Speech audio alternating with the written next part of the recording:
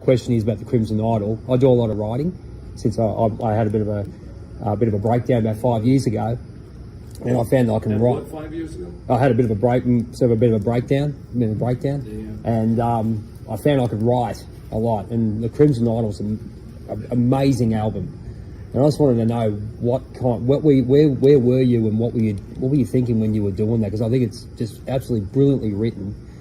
And I listen to it still now, and I listen to the story of Jonathan. I think it's just where were you what were you thinking when you were writing that? Because it's just amazing. It really is. All authors will tell you writing is a process of discovery. Okay. Sometimes you have a germination of an idea, that's small, which is what that idea was.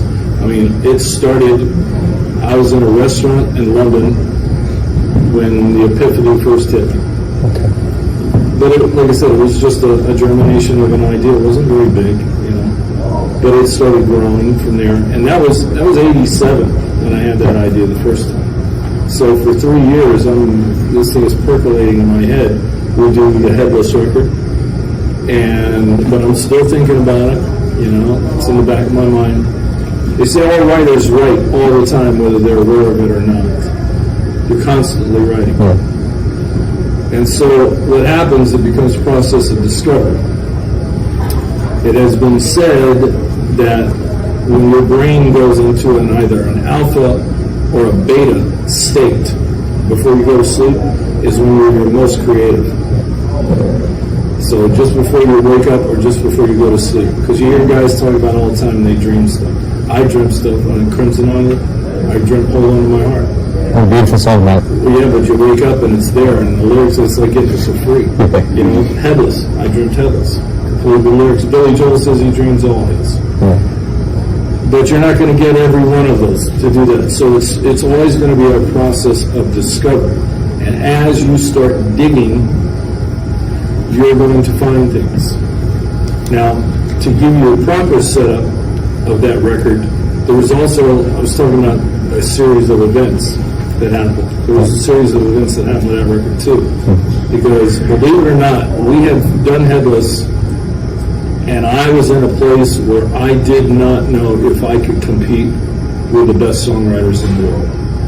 I was in a place where I thought, I'm never going to be as good as those guys. And I'm talking about the best of the best. So, and you guys probably saw it in the little museum thing, me giving Townsend the record. Okay, Pete and I talked for about 45 minutes about songwriting that time. And I asked him, I said, is it easy for you? Because you make it look easy. He started laughing. And I could tell by his kind of nervous laughter that it was not easy. And I told him, I said, all right, let me give you a picture and see if you can relate to this.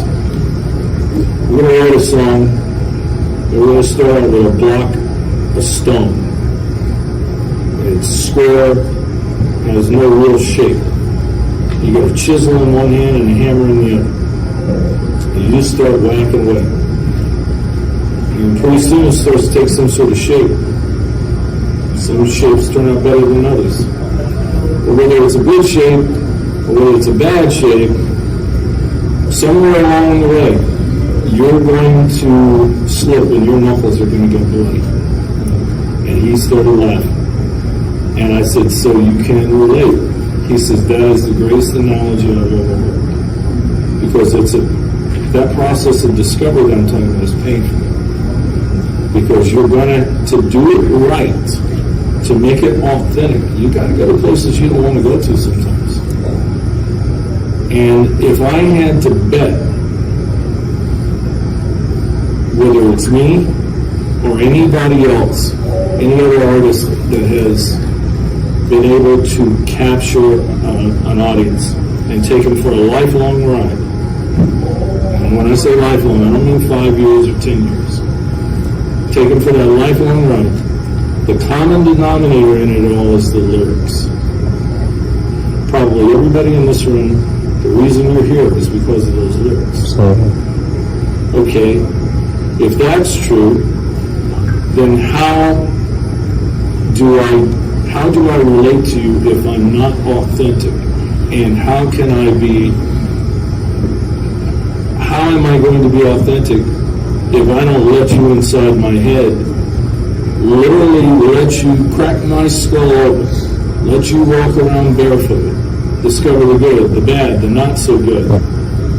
If I don't do that with the lyrics, you're never going to feel like you know me.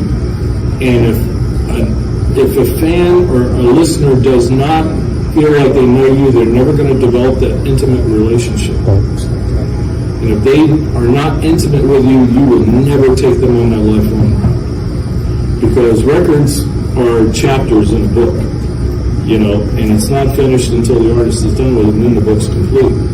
So when you look at it, all those records, they're like a diary, and they're little pieces, little snapshots, of where you were at that time.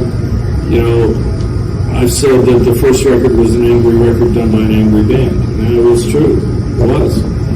But you go 5 years down the road and we make Headless, kind of hard to be angry when everybody in the band is driving Ferraris.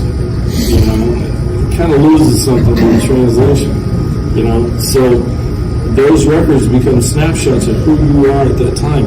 But unless you're being authentic with your audience, allowing them, like I said, to see the good and the bad and the not so good, they're never going to feel like they know you. So if you're going to do it, and you're going to do it authentically, it's going to be like Peter Gabriel said, digging in the dirt to find the places where we got hurt. And you're going to have to be willing to share that. A lot of writers don't want to do that because they don't want people to know about the private lives. Pop music is like that. But pop music is not the kind of art we're talking about. Those are people who just make records. And that's okay. There's a place for that too. But it's not what we're talking about right now. So if you're going to do that, you got to be willing to lay it out on the table and say, here it is, folks. I laugh when I hear when people talk about nowadays or this day and age where people get canceled and things like that. Whether it's me or somebody like me, you cannot cancel us. We've already shown you everything there is to know about us. There ain't nothing else on the left out on the table that you ain't seen. So if you don't like it, too bad. Go and harass somebody else because I don't give a shit. That's very true. Thank you very much. Thanks very much for your time. Yes,